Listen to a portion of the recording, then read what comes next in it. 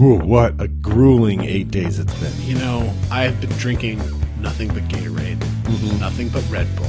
I'm trying to get my electrolytes right. I'm trying to get wings because we are flying through these games. Can you believe it?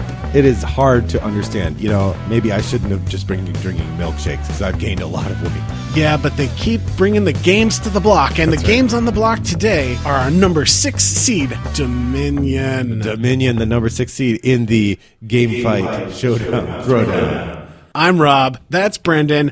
We're talking about number 6 seed Dominion here on day 8 of the Rattlebox Games Game Fight podcast. You know, there aren't very many games that we've seen in the bracket so far that you could point to and say, that game started an entire genre of games. You know what? When you've got a secret ingredient, when you've got a magical something, you call it the X Factor. Yeah. Well, this game's designer, what's right in the middle? Boom, X. He marks the spot. That's right. With Dominion. Donald X Vaccarino. He put that X Factor in, created the perhaps the first well-known deck building game. He knocked it out of the park. He knocked it out of the park. It's a beautiful game.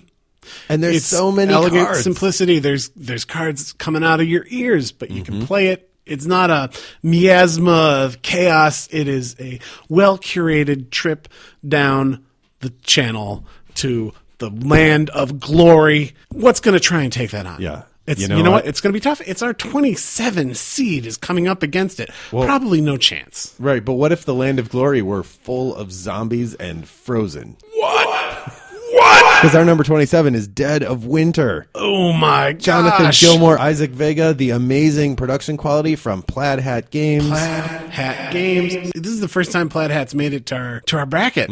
But it's not a mistake. It's not there for no reason. They delivered an amazing game here. You know, it's got intensity. It's got the semi-co-op thing where you're working with somebody, but maybe there's a sneak. But there couldn't, we're back to day one. We had, I feel like Battlestar Galactica, maybe Dead of Winter owes a little, it's in the lineage, right? Yeah, for sure. But they've got twists. It's not a retread here. We're not talking about retread here.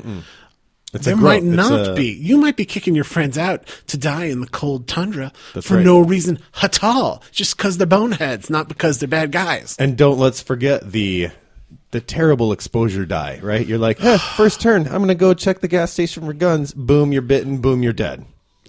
Unbelievable. Well, someone's hopes are going to be dead at the end of this matchup because those are two heavy hitters. Now, here's the thing. There's been a lot of talk. Yep. There's been a lot of talk on the internet. There's been a lot of talk on the forums. I've seen it. Down at the OTB. Everyone's talking. We're closing out the last showdown at the Throwdown.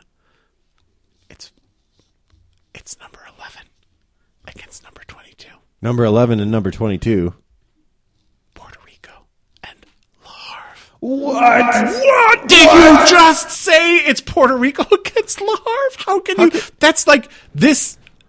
Maybe more than anything else. Yeah. Maybe more than any other matchup. I don't know. It's like Sophie's Choice here. It is. It really is. It's like delicious vanilla against delicious vanilla.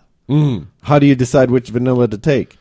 Do you take a thing about managing economy in a harbor, or do you think about a thing about managing economy in Puerto Rico? You know what? Choosing roles. You know what the truth is? You know what the truth is? Yeah. You're in a harbor in Puerto Rico, too. Oh, you're makes shipping it even things. harder. Makes it even harder. Harbor. I'm harboring some resentments that we have to choose between these two games. Puerto Rico, a classic, a granddaddy of the genre. In fact, I believe Puerto Rico was number 1 on Board Game Geek for a while. It's had the top spot. It's had the top spot. But once again, this is another game. This is not a new game. That's right. And it's still lost a little at of its polish. 11. It's at 11.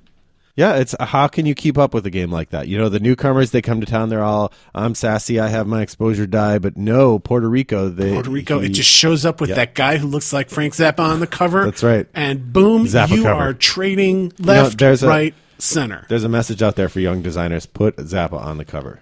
That can hardly be said enough. That's right. Well, boys and girls, there we are. That is the last of the 32 games. They're up. They're out.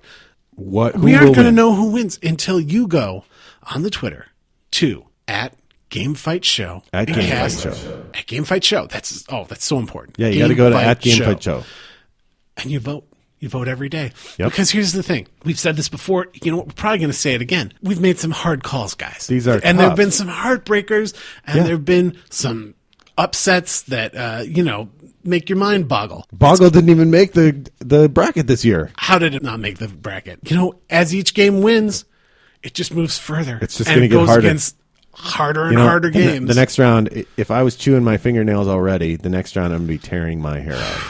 Well, boys and girls, I just can't thank you enough for making it through this first round with us, and we're so excited to come back at you with the next round on the Flippity Flop. This is Rob signing off. And this is Brendan. See you later. Hey friends, Rob here with your Day 7 Throwdown Results Roundup. Cosmic encountered a loss at the hands of Terra Mystica, and Mage Knight was run through by Android Netrunner. Don't forget to listen and vote daily. See you tomorrow.